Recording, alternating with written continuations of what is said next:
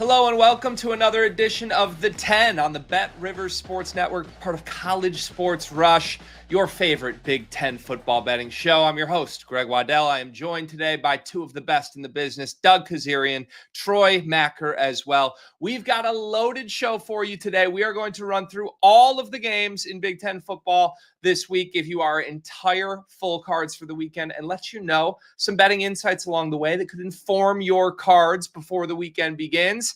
Gentlemen, we don't have time for banter today. We're going to jump right into this. But first, one thing I must note for our viewers at home, we have some great promotions for you here at Bet Rivers. College football squares are underway. Bettors who place college football same-game parlays of qualifying amounts will earn weekly college football squares for a chance at big prizes. If you're betting Big Ten football, if you're betting any football, make sure you don't miss out on that awesome deal. All right, gents, let's get right to it. We're going to start with a game on Saturday, noon Eastern. Doug's got thoughts on this one. It's the number 2 team in the country, the Penn State Nittany Lions. Huge favorites at home against Florida International. Doug, what are you looking for in this game? Yeah, and look, it could be the dirty little secret or elephant in the room. I don't really care. It's pretty transparent at this point. James Franklin was upset last week what happened at the end of the game with the officials. He went for it at midfield, up a million, but not covering or just barely covering. And so this guy covers point spreads late. He knows how important the boosters are. He knows that large spreads are part of the equation, and they obviously have the firepower to do so. So I'm going to lay it with Penn State. I'm not saying if they're laying 4 in a game and they're up 3 and taking knees that he's going to risk losing it like Cristobal's brain dead approach, but he is going to do it in these situations, and he's not afraid to throw at the end of games and things like that. So you get a little extra boost with that sort of incentive. It's just part of the equation in college football. Urban Meyer did it all the time. We've seen other coaches do it over time, and I think Franklin is in that camp. So I think there's a little bit of line value in that regard. Garbage time doesn't necessarily apply to Franklin, so I'll lay the big number with the Nittany Lions. Style points. James Franklin, one of the best at making sure his team gets those. That is for sure. All right, let's keep it moving. There's another game. This one, a bunch of public action on this one. Rutgers against Miami of Ohio. Not the sexiest matchup on paper, but hey, you can make money on it. The public has seemingly found something to bet here. Troy, let's go to you. What can you tell us about the way Rutgers and Miami of Ohio has been bet so far? Right. I wouldn't put this on the rundown of games to discuss on such a loaded Big Ten slate with 4 pretty good games. But right now, we have more tickets on Rutgers at Bet Rivers to win outright than any other play on Saturday in college football. That's surprising. And a little interesting inside baseball note is as far as online betting goes, in the state of New Jersey, in-state bettors cannot bet on in-state games or in-state teams. So regardless if Rutgers were playing away, if you're in New Jersey, you cannot bet on Rutgers. Now, that is to say that people in New York, Pennsylvania, Ohio, where Miami is, can. But it's very interesting that this is not a standout game. This isn't they're not playing a team that is horribly bad. Miami's not good, but they're certainly not the worst in Division I. And to see that they have the most tickets is surprising, to be honest. And it's not just that, it's that also 91% of the spread tickets are on Rutgers to cover. Now, I believe they've covered 7 of their last 8 games in the month of September. But this is just a really unique public game that no one could have anticipated, that we're seeing a lot of tickets. And I did a little bit more deep diving to see is this an issue with our programming system? No, it's not. Are 99% of the tickets on parlays is just as a parlay ad? No, it's around norm, around 65 to 70%. So there's just a lot of people betting on Rutgers when they looked through the card and said, hey, I think this team is definitely going to win. And so it's unique in the sense that we have Oregon versus Oklahoma State, Michigan versus Oklahoma, Iowa State. And then, we have teams like number 1 Ohio State, number 2 Penn State, Indiana's ranked. They're all in action, and people are putting their bets down on Rutgers. That's why I had to mention this, because I think Rutgers is good, but there's nothing about Rutgers versus Miami of Ohio that indicates it should be this popular. Nothing says Big Ten football season is here like backing up the Brinks truck for the Rutgers Scarlet Knights in week 2. You got to love it, gentlemen. That's why this show exists. All right, we've got plenty more games to get to, and plenty more bets to get to as Doug and I both unveil our full cards for the weekend. Let's go down the list here. I want to talk Indiana and Kennesaw State. The Indiana Hoosiers sent a letter to their students asking them to stick around for all 4 quarters after a sleepy day in Bloomington in week 1. When you schedule, I guess, the SEC philosophy, as Curt Cignetti posits, maybe that's what you get with your students falling asleep by the 4th quarter. I digress. Indiana and Kennesaw State. Doug, I'll throw it to you. What are your thoughts on this matchup? Small play for me, but I'll lay it with the Hoosiers. Everyone sort of overlooked a certain variable last year with Indiana getting into the playoff. It wasn't just their record. It was the margin of victory that was part of the equation. They were absolutely trucking opponents, and they did not do that last week with Old Dominion, but Old Dominion's pretty good, right? I think Indiana's going to be able to carve up a bad Kennesaw State team, and I don't think they're going to be able to help themselves. I think they're going to score so many points. So I think we just talked about Franklin. I think Cignetti wants style points. He knows that was a giant boost last year. If he had the same record last year and beat some of these teams by 10 to 20, then I think people would have circled that. But the fact that he was absolutely smoking them, and let's not forget what he did to Purdue in the annual rivalry game as their last game before the committee made their final decision. So these games matter. And I think he's also trying to get his offense and things like that. So, you just got to – it's just kind of a gut play. I'll roll it with Indiana. I think they get right, so to speak, and get style points. I was on Indiana for the same reasons as you back in week 1. Ultimately, it bit us with Old Dominion covering comfortably in that game. But I would say this. I don't know what to make of Kennesaw State. I mean, a 1-point loss to Wake Forest in week 1. But remember, Wake Forest star running back Des Claiborne went down very early in that game and was just not a factor at all. So, look, I think Indiana should blow the doors off them. I kind of thought they should have created more separation in week 1.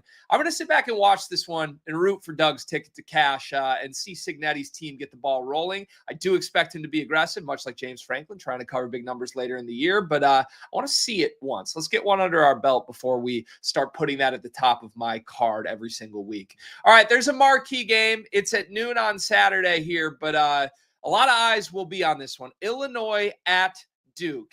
Illinois opened right around 3 earlier this week, minus 155 on the money line. It's now down to minus 2.5. So good football number if you want to catch Illinois to win by a field goal or more. But this is a road game against Darian Mensah, as we mentioned earlier this week, a very talented Duke quarterback. Doug, I know we've gone back and forth on this one a little bit. Have you decided where you land on how to play this game?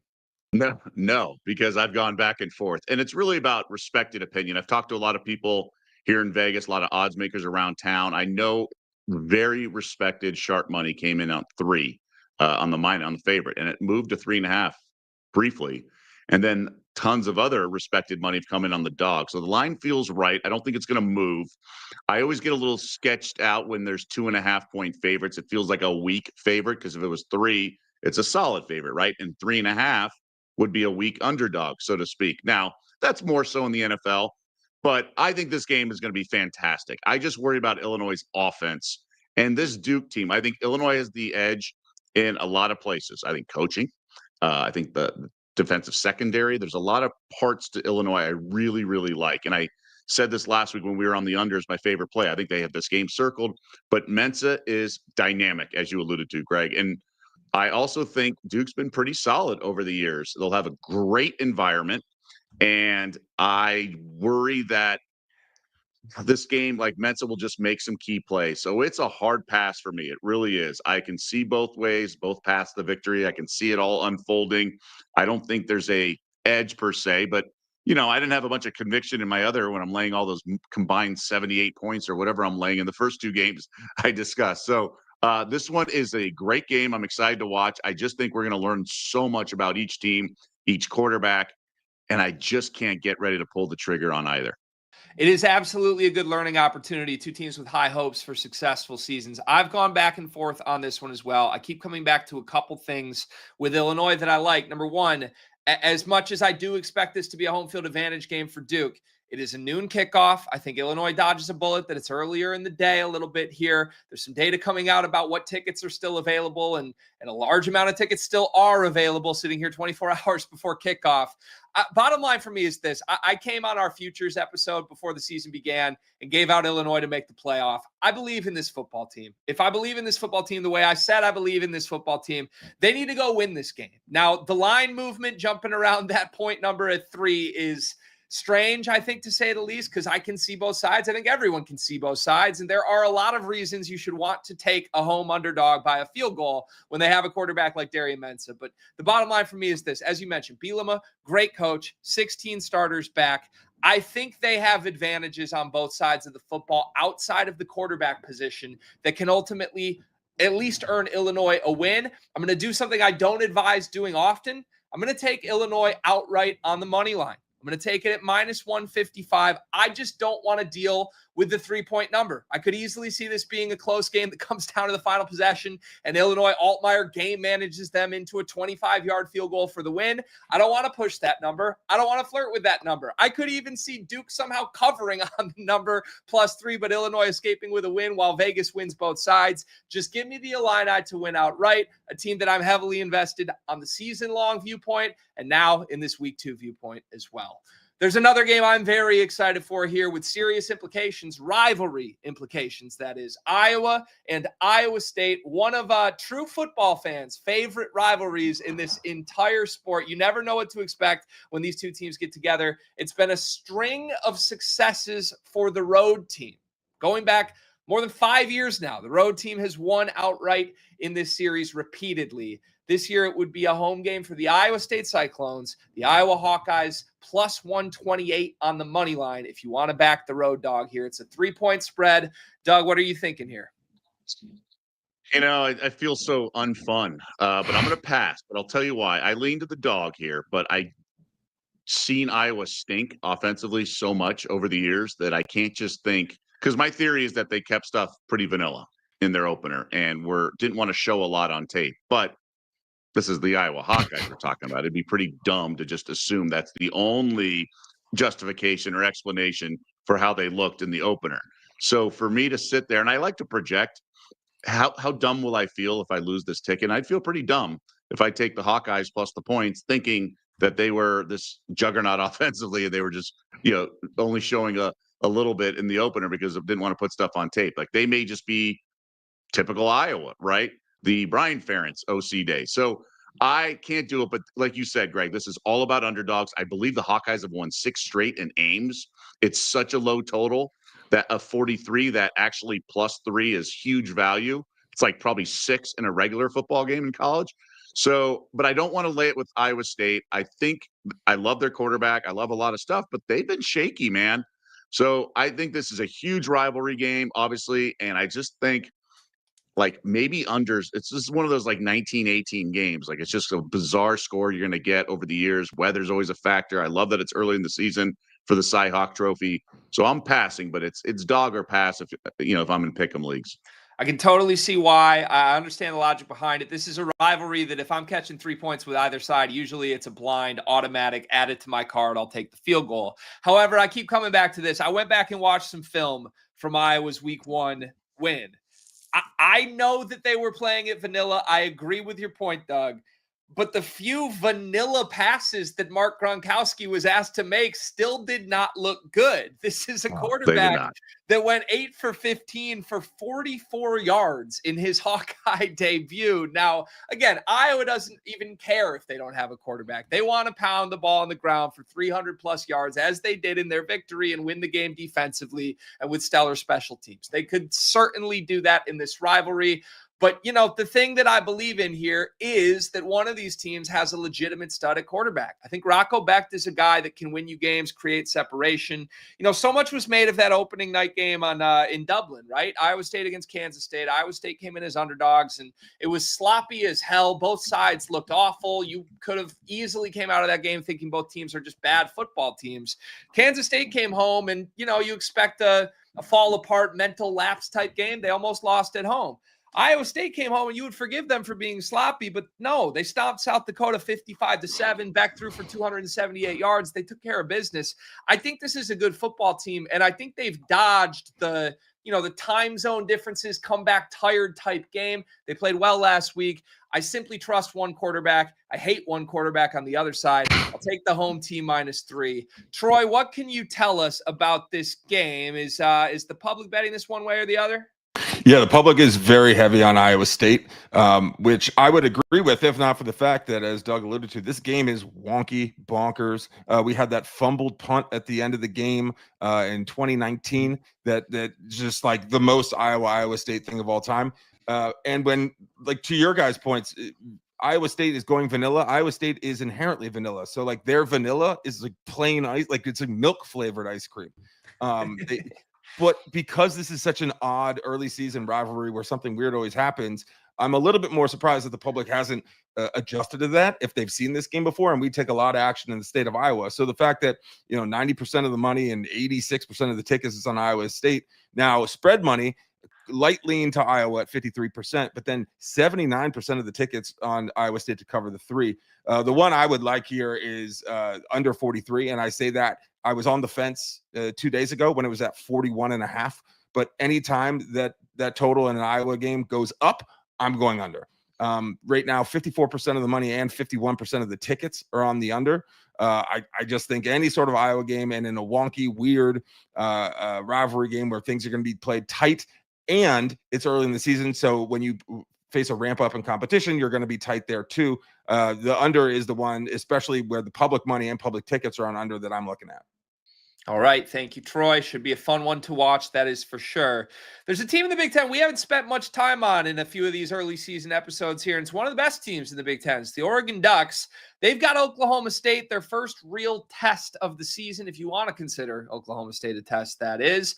Oregon, 28-point favorites at home here. Our total 55.5. Doug, any thoughts?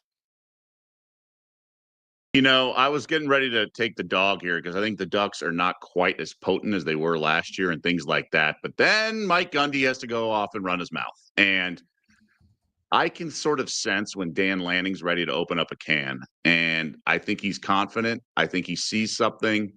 I think this does get to be a beatdown. And, it's not a night game at in Eugene, but I do think Oregon's speed and everything. This Okie State team, not very good. Wasn't expected to win a lot of games. I like Gundy. I think they're well coached. They should have some playmakers. Last year they covered a bunch. Surprisingly, it was one of those teams. But I do think this could be one of those beatdowns. Maybe it's a second half pull away, but I like Oregon here. Don't love it. Small play, maybe even just a lean, but yeah, I think the Ducks. The problem with reason I don't love it is I don't love the Ducks quarterback. I'm not sold on him. I think he looked very shaky at UCLA. And yes, I know players are allowed to improve. That's something I always champion, but I just don't know how good he is. I'm not saying he's another Nico or another DJ but some of these guys who come in as top prospects, and Dante Moore just never panned out. I'm going to throw away the Montana State game. I just watched enough on him. He's not this dynamic elite Oregon quarterback that they've had over the years. Maybe he ends up being that and he grows into it and everything. But I do think Lanning, I can sort of read between the lines in these press conferences and the war of words with Gundy. And I think he kind of knows something. He's kind of ready to push the buttons. This is not, our older brothers Oregon teams where they like drop the ball and they Lanning is a very good coach. This team is a national championship contender every year under his watch. So I expect them to bring it, and they have a sort of a defensive focus on this team as opposed to previous years in the Pac-12. So I think it's a Georgia light version of them, and I think they can cover this late. I would lean Oregon. I'm with you there. I love Dan Lanning, one of my favorite coaches in the sport. I think he's going to be kind of the next guy that could become the face of this sport. But too many questions on me for Oregon to actually add this to my card right now. I'm with you on Dante Moore. We look back at that entire quarterback recruiting class, by the way. Have any of them panned out? And sometimes it's, it's kind of humorous to look back at recruiting misses, but really, when you have a whole class where 1 through 5, the quarterbacks all became busts, sometimes you just got to step back and realize this wasn't a great year for quarterbacks. And I think Dante Moore sort of has that reputation of being the top-ranked guy. Top-ranked guy might not mean as much in that class as it normally does. Then on the running back side for Oregon, Mekhi Hughes, the Tulane transfer, was supposed to be this bell cow. He had 2 carries in week 1, and they spread the love around a bunch of backs. I just don't know what this team is going to be personnel-wise, or if they're going to be ready for a team like Oklahoma State, who is not good as far as power conference teams go, but will certainly be a step up from Montana State in week 1. So I'll be watching this with a close eye. I would lean Oregon for all the reasons you laid out if I was playing it, but it's a stay away from me. Troy, what do you have insights-wise on this one? Yeah, the interesting one, this being 28.5, is the fact that 81% of the tickets is on Oregon to cover. And this is not the case where Oregon's playing at 10 p.m., 11 p.m., where the sample size of bets is not a lot. So we'd have a decent sample size, and yet still 80% of the tickets are on Oregon. And for me, that is the benchmark, 80%. When you get close to game time and you're still seeing around 80% of spread tickets, that is a very strong public play. And as I've mentioned on previous shows, the public wins out on that like in 70% of the time. Now, it doesn't happen very often because you don't get that many really strong plays, especially 28.5 against the power conference team. And as you guys alluded to, this is not the same, team speed, top to bottom Oregon we've seen over the past decade. I think they probably win by 3 touchdowns, potentially even more. I think it's going to be a shootout. I think Oregon wins, and it's not just because of this fun trend that they've won 40 straight games against non-AP ranked teams, but Oklahoma State has covered the spread in each of their last 8 true road openers. So I think it's going to be a double-digit win for Oregon, but whether or not it's 28.5, when I saw this line, I wrote it down, and then when I went back to share it with someone, I was like, wait, did I mean 8.5? No, 28.5. Oklahoma State has taken a step back, but I think there'll be some moxie there from the Cowboys. It's whether or not there's going to be more moxie from the Ducks in Austin Stadium, given the war of words that's gone on. But again, for me, I'm looking just at that 80% of the tickets on Oregon to cover 28.5. Couple big numbers we've discussed here too. Oregon minus 28.5. We had that Indiana game minus 35.5. Key football numbers: 4 touchdowns, 5 touchdowns, and you're still a half point off. So just some things to think about if you're betting the spreads of these games. Are there ways to maybe just sweeten it, get it down half a point? Bet it at the right time if you can, folks. All right, to a big game, prime time, Norman, Oklahoma, Michigan, and Oklahoma. Bryce Underwood, the freshman, John Machir, the veteran, 2 guys that potentially could work their way into the Heisman Trophy conversation. This one opened at 5.5. I've seen it bet down all the way back to 4.5, but it feels like this line is on the move back and forth this week. Doug, you loved the Sooners earlier this week. Has anything changed? I guess I have downgraded them to liking them. It's like questionable to probable. I think it's a wonky number, and I think the total keeps dropping for a reason. I probably like the under the most in this game. I'm just not convinced that OU can dominate and move the ball on this Michigan defensive front and vice versa. Yeah, Underwood looks solid at times, but consider the opponent. I think this Oklahoma defense is for real. I think it's the best unit of the 4. And then I think the Michigan defense is the second best unit of the 4. So I do think under is the way to go. I just have to believe in Venables and his staff at home at night to get this game. And I think it's going to be a sweat, but I think it's going to be a cover. I think you're looking at 20-13. I think it's going to be one of those things. Some 4th down stops when the Wolverines have to go for it mid 4th quarter when they're down 7 or 10 and they're not quite in field goal range. It's just going to be one of those things, 23-13. 23-16, one of these games where it's just going to feel like an NFL game. And the NFL, it stinks to lay points because everything comes down to the witching hour. And I'm just not in a rush. I think there's better bets on the board that are going to be more comfortable for your heart rate than this game, because I don't think Oklahoma's going to blow them out. I don't think it's going to be 30-10. So I think the under and OU's the side. It's hard to, with a low total, hard to be on the favorite and under when you have a dynamic quarterback on the opposing team. And we don't really know how good the Wolverines offense is, but I do think the OU defense will clamp down.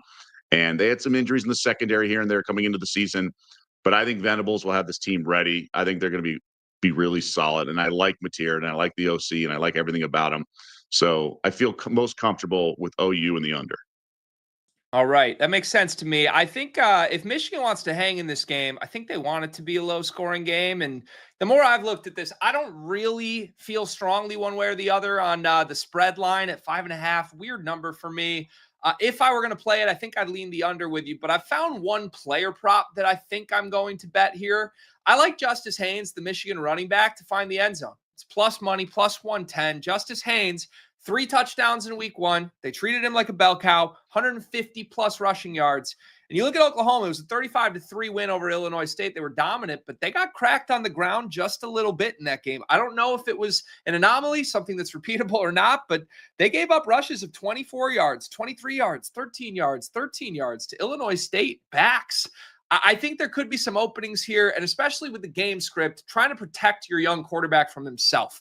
As much as Bryce Underwood is going to be the headline of this game, the best thing Sherrone Moore could do for his quarterback is keep the ball in his running back's hands as much as possible. Try to control time, tempo, keep the ball out of John Machir's hands and make this a low-scoring game. I think if Michigan gets anywhere near the goal line, they're going to feed their bell cow back, Justice Haynes. So that's my only play in this game. But, Doug, I lean with you on the under while the spread is a total stay away for me.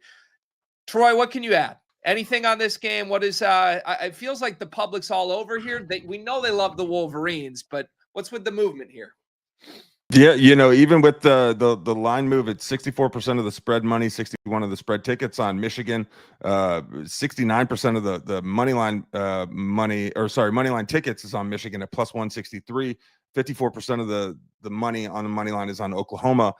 And for me, it's just you're a freshman quarterback who we think has some upside on the road in Norman. That is interesting to me that there's such a strong public play on the Wolverines. I know Oklahoma is not as good as they were a decade ago. I think they're still pretty good. Machir is pretty good. But this is interesting, real interesting to me that it's so public on road dogs here. And, if I were playing on this, I would take Oklahoma at least to win, if not cover. This is going to be probably the game I'm paying the most attention to because, as we've talked about Heisman futures, there's not a lot of value in betting on the favorites. But early in the season, there's good money to be had on guys who are in and around 15-1 to up to 50-1, and that's where you're looking at Underwood and Machir. And we're going to get to a quarterback later who falls in that category that I will buy on. Simply because I don't think he'll win the Heisman, but I think his odds will improve enough that you can get a decent cash out. And that for futures, a lot of times that's the play for me, getting a team or a player early in the season who's not a lot of thought of, and then selling 5 weeks later, knowing that, you're probably going to hit a fork in the road where he's going to bottom out. But if you can sell and get a little bit money back, that's a good win there too. So the only thing I'm really looking at here is how these two quarterbacks are going to play. And if Bryce Underwood has a great performance on the road, you can't buy his Heisman stock quick enough. Yep. Amen to that. All right, let's stay in the state of Michigan here to the Wolverines' rival, Michigan State Spartans, hosting Boston College. Second game in 2 years for these teams. The red bandana game last year where Boston College was able to get the victory. Possibly a revenge spot for the Spartans. Michigan State favored by 4. Our total is set at 45.5. I lean the under in this one, and I can elaborate on that in just a moment. But Doug, what are you playing in this game? I like the underdog here. I don't know why the line is as high as it is. I think you got a real good coach with O'Brien and BC, and yes, it's on the road at night, but I think this is going to be a low-scoring game. So I see where you're coming from on the under. I thought Michigan State's defense did the part last game. Just buttoned up all game until they gave up, an interception return. So the defense basically pitched a shutout, but much different opponent. I think O'Brien's scouting and offensive schemes will be really sort of a shock to the system, an upgrade for their opponent, who they're facing. But I just think it's too many points for a game that's going to come down to the wire. I'm not saying it should be a pick 'em, but I like the extra candy here over 3. So that's the only side I'd consider playing. All right. I would lean that side as well if I was playing the spread. Here are my thoughts on the under. I know you're with me that it could be a low scoring game. 23-19 last year when these teams played. Now, Tommy Castellanos was the quarterback for Boston College, the superstar quarterback that just beat Alabama and set a statement win for Florida State here. I don't think Boston College has a playmaker like that at quarterback this year. I think Aiden Childs is a quarterback on the Michigan State side who, even when things are going well, can possibly throw the ball to the other team and completely flip the game on its head. There's some weird stuff going on here, too. Michigan State had not just their starting kicker, but their backup kicker out for week 1 injured. Now, some rumor that at least one of the two will be back this week, but not 100%, trying to kick through pain. So I can tell you this, their punter who attempted a field goal in week 1, it didn't look pretty and came nowhere close to going in. I think this is going to be a close game, potentially one with a big kick at some point. And with Michigan State's questions there, it's just a little bit of an added boost to me value-wise to play the under in a game that I believe will be low scoring. 9 of Michigan State's last 10 home games in September have gone under the total points line. I love the under at 45.5 here. We're going to move out west. 2 more games we want to hit on. 2 new Big Ten teams. Let's start with USC against Georgia Southern. USC, the Trojans, by 29 on the point spread. 61 is the total. That USC offense looked pretty darn good in week 1. Doug, any thoughts here? I'm on the Trojans here. Look, it's not about Clay Helton revenge game because he is the coach of Georgia Southern and he used to be the coach in LA for the men of Troy. This is about one team that won't be able to help itself from scoring. And we saw this last week with the Trojans, 73 points, and they were laying 5 touchdowns and change, and they covered it. This is more about, I don't think Georgia Southern belongs on the field, and 29's pretty low number. And one thing that I think that Clay Helton, because I'm a USC fan, he's frustrated. I wanted him, great guy, but I wanted him to let him go years before they did. He really doesn't know what he's doing. And what he did, so they played Fresno and then they stayed out west. And I don't think that's a good thing. I don't think guys want to be on the road. It's draining. Okay, great. You're not jet lagged and you're in that time zone. Fine.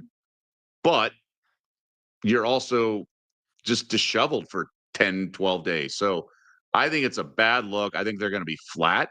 And I think USC loves playing some bully ball. So I'll lay the 29 here. I think the Trojans, I think this number should be like 35. I'm right there with you. I think of all the big lopsided spreads this week, this is one that I'm surprised is about a touchdown off of the number I'd expect. Iowa looked so good in week 1. I mean, we know USC is a team that can hang points in bunches, so I would love to tag along with Doug Kezirian and back the Trojans in a big way this week. Let's throw it back to Troy. Troy, any thoughts on how the public is playing this game? I think we've got Troy on mute. There we Sorry go. about that. Afternoons in the household with little kids can get that to you. USC minus 29 is the 4th strongest play by spread money at 94.3%. USC minus 29 is the 3rd strongest play by spread tickets, 89%. Certainly is a game later in the day. So as we get into Saturday, those numbers may come down, but they're still well above the 80% mark I've talked about. I look at USC as a dark horse in the Big Ten. I don't think they're better than Penn State or Ohio State or Oregon, but I think they'll be in the mix. Given that we're only talking about 2, maybe 3 teams in the Big Ten, I do think we should be talking about USC more. I like their quarterback, Jaden Maivia, who is distantly related to Dwayne "The Rock" Johnson. Fun fact, when Dwayne "The Rock" Johnson began his wrestling career, he was known as Rocky Maivia, in homage to his great-grandfather, who was second cousins with Jordan Maiava's great-great-grandmother. So there's a little pro tip that's not going to help you out the window, but I like it. He was 40-1 right now to win the Heisman. That's one I will take a flyer on solely because I think in 3 weeks he could be shorter than that. You can get a little bit of money. This is not a big play. I don't think he's going to win the Heisman, but I do like that at 40-1. You could have gotten him 60-1 last week. I think USC is going to put up points, and the public agrees that the USC is going to put up points, given the fact that they're well into the 90s on money and well into the 80s on spread tickets. Troy "The Rock" Machir, ladies and gentlemen. Thank you, Troy, as always, for all the insights heading into week 2. One more game on the schedule for us this week. It is UCLA at UNLV. 4-letter acronym starting with U is about the only exciting thing in this game for me, to be honest. UCLA looked terrible in week 1. It was just a disgusting performance. We'll see how the bounce back is for Nico and the rest of the Bruins supporting cast. 2.5-point favorites on the road against a UNLV team that has already made a quarterback change in 2 weeks of college football. Doug, what do you like here? I'm actually intrigued by this game, probably because I live out here, and I'm just curious to see. We're going to learn so much about each team, right? Is UCLA that bad? I mean, I was on Utah last week, but it's more of a bet on Utah. But, going back to our preseason podcast, my favorite win total was the Bruins under 5.5 wins. And I said, make sure you do that and not conference wins, because I think they can lose in week 2 to the Rebels. And here they are, just short favorites here. Now, maybe UCLA is okay. They showed some life in the second half. I think UNLV still got major defensive issues. I know the over got steamed last week, didn't quite get there, although the early money did. I'm just not ready to lay points on the road with this UCLA team. Nico's not good. And I think last year with Tennessee, I think he only had like 5 touchdowns against Power 4 schools. I think he padded the stats against lower level competition. And the UNLV defense is of that. Now, I think Deshaun Foster will get this team ready to play. I think they're not going to come in the season punting on the season. I think they'll respond. But UNLV's got some potent offense. You mentioned the quarterback change. It's no longer Orgy and two-headed quarterback. They're going to go with Calandria, and he's the guy from Virginia and pretty solid. And I think Mullen knows how to coach offense, right? I think he's a little overrated as a coach. I think he benefited from great recruits that Urban Meyer got and things along those lines. But I think he's going to be fine in this game. I think we see points. If I had to bet it, I'd take over. But I'm really curious to see how each of these teams look against one another. It's sort of a measuring stick game, so to speak. But I know some sharp people who think the wrong team's favored, which to me is a kiss of death to saying, but I could understand that. The verdict's still out on both these teams, and their power ratings can go in either direction pretty drastically between now and the end of the season. Yeah, it's a big let's learn something game, an 8 p.m. kickoff. One of those games where I'm going to sit back, place my bets, hope my card does well through the afternoon slate. And if it does, that money line underdog, 8 p.m. Eastern, might be staring me right in the face for a late add to my card with UNLV. All right, ladies and gentlemen, we hope you enjoyed this show, going through all of our Big Ten bets for week 2. We are going to each give you one best bet before we wrap this show. Doug, what is your favorite bet of the entire week 2 slate? So it's USC, and you always want to be careful not letting what you last saw influence you too much. And obviously, we just saw them every time I'm looking up at that game, there's running up and down with touchdowns. But this is what Lincoln Riley does, right? He has potent offenses. I didn't love their quarterback when he was at UNLV, but maybe he's unlocked him, and guys are allowed to get better, like I said. So, and I just don't think being on the road for 10 days or 12 days is really good for Georgia Southern. I think Clay Helton in general is kind of a bozo. He doesn't know what he's doing with clock management or anything like that. So I think USC could put up 28 and a quarter. So I just think they're going to name their score, so to speak. The number feels really cheap. And, if I get beat, I get beat. But I feel good going to the window with this game.